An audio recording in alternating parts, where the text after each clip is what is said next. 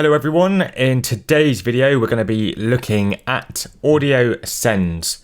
Now audio sends are an incredibly powerful way of improving your music production. Now what they do is they copy the audio coming from your synthesizer, in our case here, so retro synth. They copy it just before it gets to stereo out, which is your headphones or your speakers. And it sends a copy of that to an auxiliary channel strip, so an additional channel strip, similar to the one that we're using for our software instrument, but this one just takes audio, so you send the audio to it. And then that channel strip, so the auxiliary channel strip, then sends that usually affected signal to the stereo out, so to your speakers or to your headphones as well. So you get a kind of duplicating of audio signal, right? Now this will make a little bit more sense as we do it. So let's just get on with it and do that. So to create an audio send, what you need to do is come down to send on your channel strip. Go ahead and click that one. Come down to bus and then hover across to any free bus. And you can tell they're free because there's no text on the right hand side of the bus number. So I'm going to click bus 1 and there we go, we've created a send. So this here, if we look down here on the right, is auxiliary 1, so that's our auxiliary channel strip that I was talking about.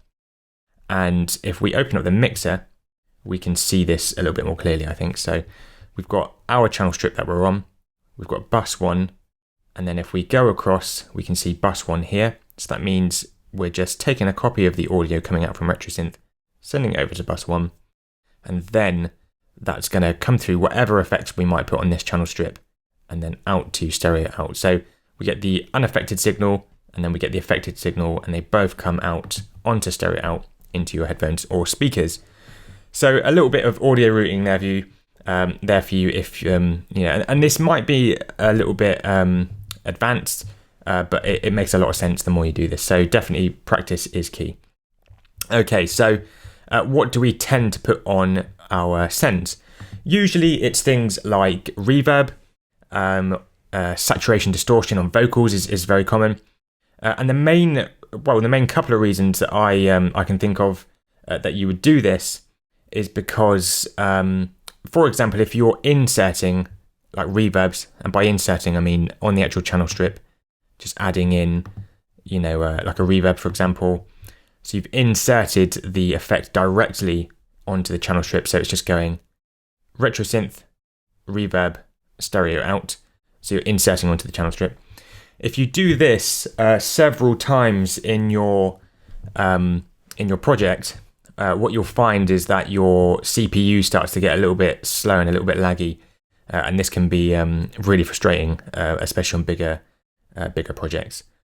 Now, not to mention the fact that for every single one of these reverbs, you're going to need to adjust the different settings on each of them, which can take a lot of time. Now, there's a better way of doing this, which is unsurprisingly audio send.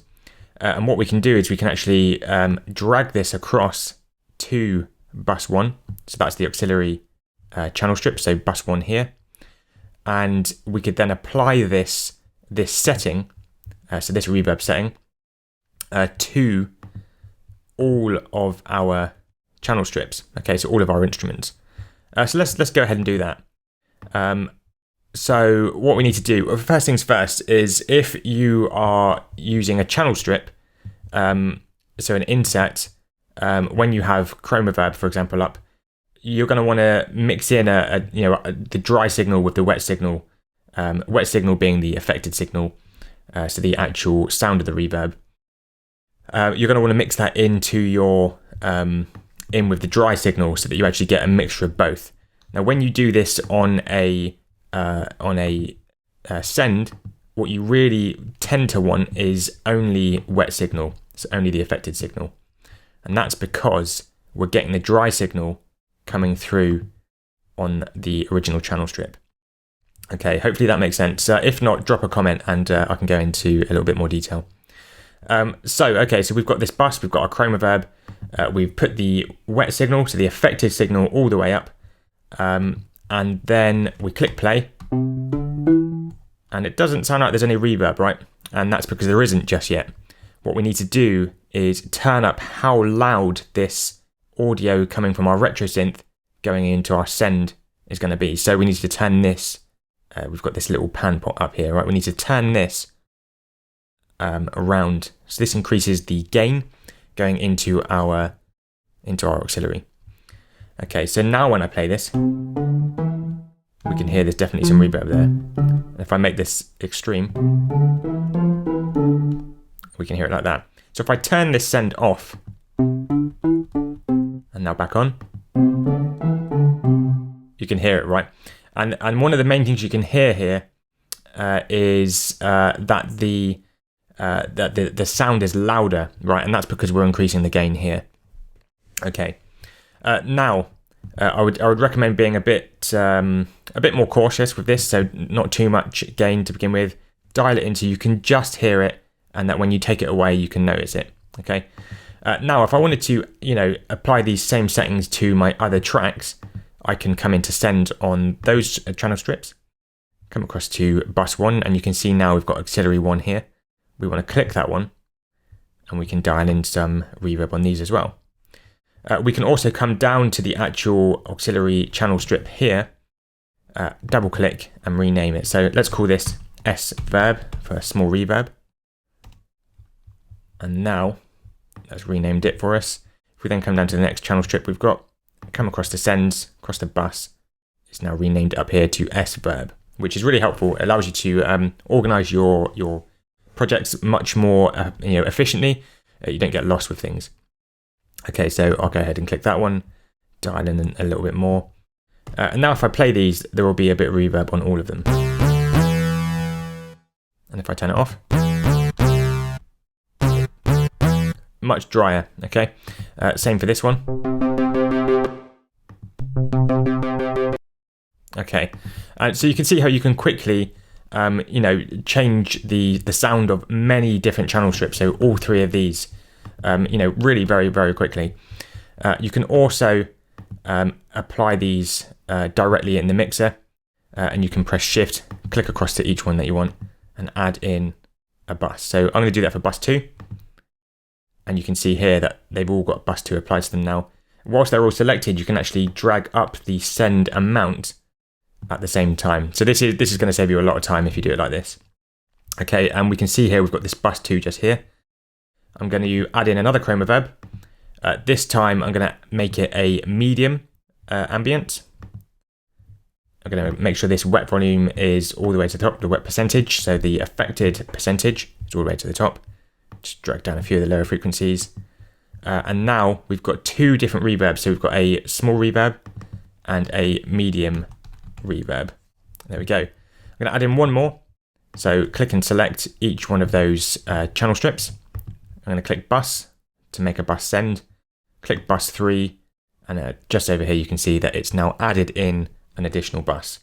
On this one, we're going to add in a Space Designer reverb, so a longer reverb for this one. There we go. We'll go for fine hall. Make sure that the wet volume is to the top. And this is really, you can lower this afterwards, but I think it's good to start at the top and then sort of drag down if it's a little bit loud. Overall. Okay, right, now I'm going to drag this up a tiny bit on each one of those. I'm going to rename this L-verb, you guessed it, for long reverb. And then when I get rid of the mixer, now when we look at the channel strips, we can see we've got 1, 2, 3 buses. And if we click on them, it tells us which ones they are. So if I play this now, so maybe we want a bit more long reverb. So you can definitely hear that now, right?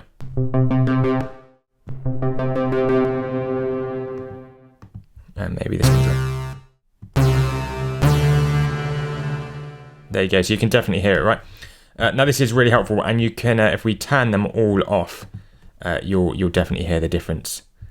So you can click on a channel strip, hold down shift, click across, and you can turn them all off at the same time. And click and drag, and you can do it like this as well. Excellent. So now if we just click on this one, we can hear the difference. Turn these on. There we go. So yeah, a really helpful thing to do and to get used to. I think it takes a little bit of practice just to get used to this audio routing of this bus going to bus 1, for example, here, coming up to the input of this channel strip here, this bus channel strip, auxiliary channel strip. So this bus coming up to this auxiliary channel strip, and then coming to stereo out being your headphones. So it just gets it's a little bit of getting used to audio routing, really. But apart from that, it will save you CPU a lot of time. You don't need to add in inserts to every single channel strip, especially if it's the same reverb. Okay, and yeah, there we go. If you like this video, give me a thumbs up. If you want to see more videos like this, hit that subscribe button. And if you've got any questions or anything like that, drop me some comments. Yeah, thanks for watching.